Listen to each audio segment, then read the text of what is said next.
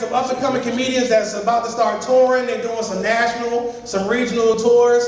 I want you guys to give it up for these guys. When they come up, I want you to be warm and welcoming. I already fucked up for everybody else, but laugh for them nonetheless. You guys ready for this show tonight? All right, the first comedian coming out here, he happens to be a Sigma. That's a fraternity thing, but he happens to be a Sigma. Put that shit down. Put that shit down. All right, give it up for my boy, Lorenzo.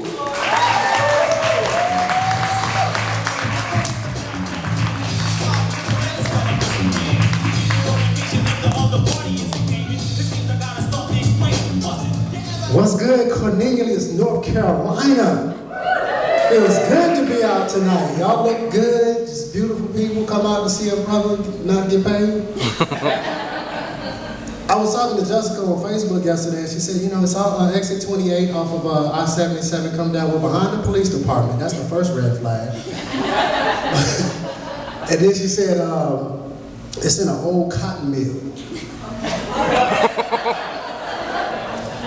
Fuck y'all laughing for.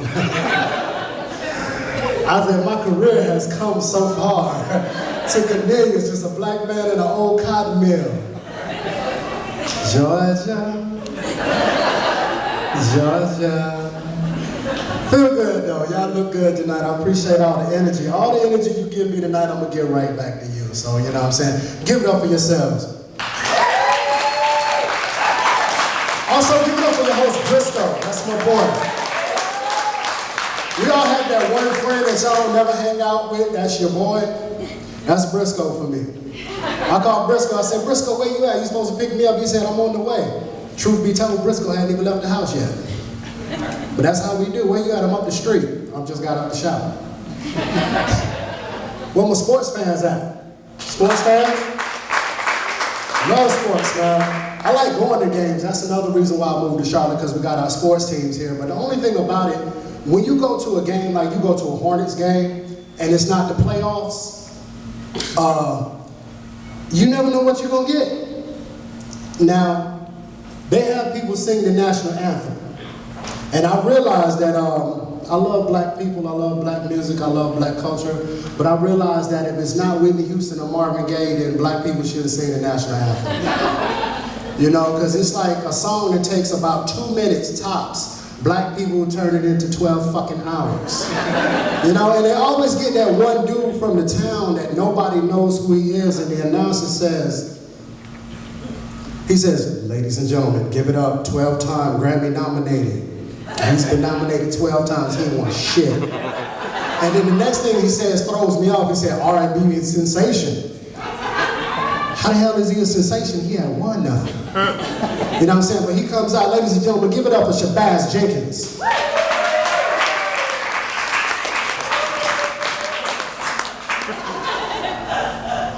Don't clap for me, you don't know me. I'm gonna sing a song for you that I didn't write. Yeah. Oh, sweet, can you see?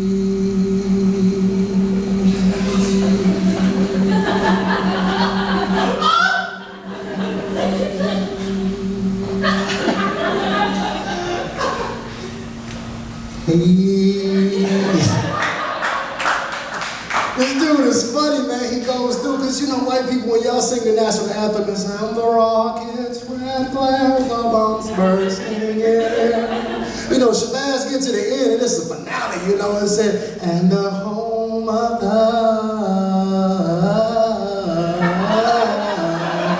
brand. Coin toss, brand. Kickoff. Halftime. Game is over. When people applaud, it's not the fact that you did a great job or you feeling patriotic, they just happy you are fucking finished. So give it up for Shabazz Jenkins one time, y'all. I appreciate it. Anybody ever lived in another country? Anybody? No? Who? What guy? What guy? Who? What guy? Who? Him? Oh, I'm sorry, my bad. Appreciate you. Where'd you live? Israel. Israel, military? Okay, cool. If you ever get a chance to go to another country and live for, I say, at least a year, do it. It's a beautiful experience. I got a chance to teach English in South Korea. And that was a beautiful experience for me. But it was different. Very different.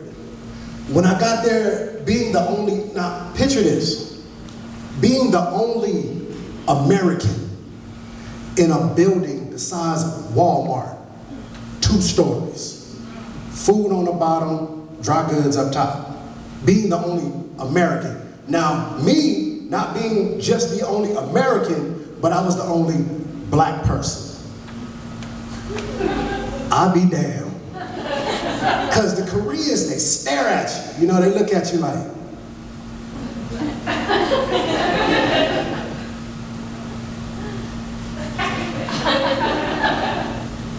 One dude wrecked his bike, he was staring at me so hard. You know?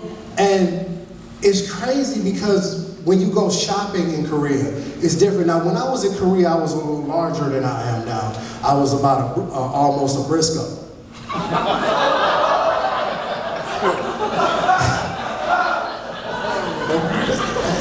That's my boy, I can talk about it. But I was almost Briscoe's size, real talk. I've battled the bulge and it's worked out pretty well for me. See how fine I am? Thank you, I appreciate it. But getting to Korea, the Korean, if you're gonna be big and you're gonna be black, you have to have tough skin because the Korean shop owners are rude. I'm walking through the shop and I just go in and I see this one Korean dude coming to me, no big size. I said, excuse me? He said, no big size. Now, in Korean, the word no is pronounced anyo. Okay, which is funny to me because the word for yes is nay. Kind of backwards. But when they say anyo, they say anyo, anyo, meaning no.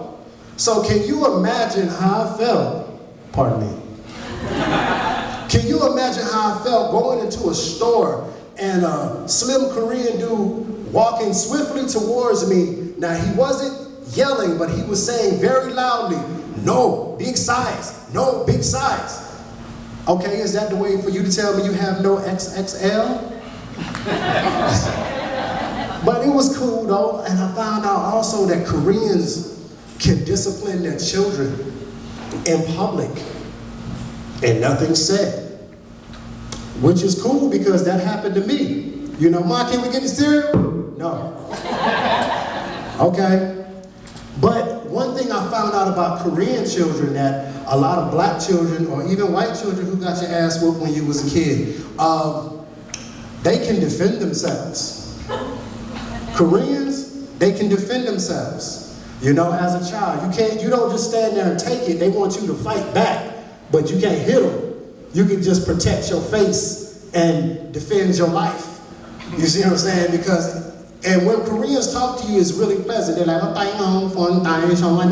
it's real happy, upbeat, pleasant. When they get mad, they start grunting. So I see the dude and his child, they were standing in the store and he was messing up something. And he said, and he said, no, it's not mine. I don't know what the fuck he said, but in my mind he said, come over here and stand still. And the kid said, no, daddy, I'm playing. So when he said, no, daddy, I'm playing, daddy said, and they faced off. And they stood face to face. And they bowed to each other. And they went, hop, hop, hop, hop. The kid had jumped in the air and landed on top of a mannequin. For real, it was a beautiful thing though. I love Korea. So, you know, give it up for Korea and going out of town. I read a very interesting article the other day. It appears that Morgan Freeman has now started using his voice to voice over GPS. You see what I'm saying?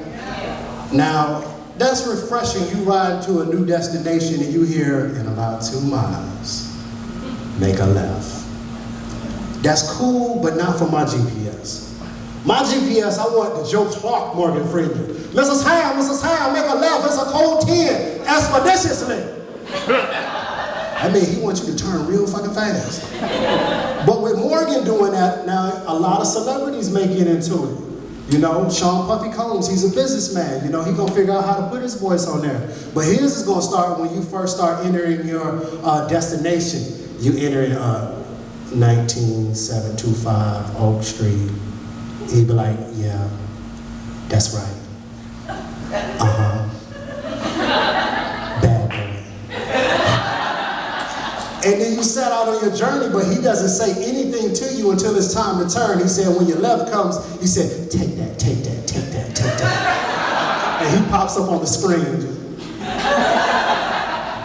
You know, the young guy's gonna get into it. Drake, he'd be like, turn left, turn left, turn left. Go straight, go straight, go straight.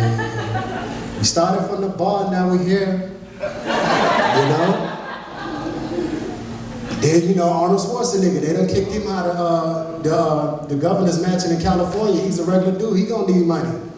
You know, so he gonna be like, turn left now, turn, make a left, get through the chopper if you go too far.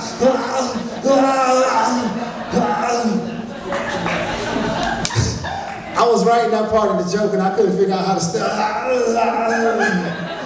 was like a solid H-A, you know? But for me being a comedian, if I had to choose anybody to be on my GPS, it would be a true comedy legend in my eyes and a lot of people's eyes, Bernie Mac. You know what I'm saying? But see, Bernie wouldn't take no bullshit on you in your GPS. He on about 2 miles, you gonna take a left. And you mess around and make a left in 1 mile, this punk son of a bitch I said in 2 miles. You done made a left in 1 mile. You better turn your punk ass around, cause I ain't rerouting shit. I'm LG, y'all, that's my time. Thank you.